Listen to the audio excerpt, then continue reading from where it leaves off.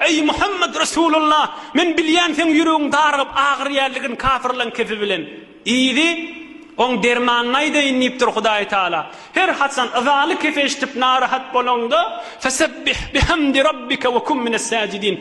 Subhanallah. Elhamdülillah di men ýüregiňden derdi aýryn, üstüňe bir sowuk suw ýylan edýänipdir. Bir dehbetli namazda oky, men üstünden sowuk suw ýylan edýänipdir. Ine Allahyň beren jogaby, Hudaýyň bize beren nusgaty.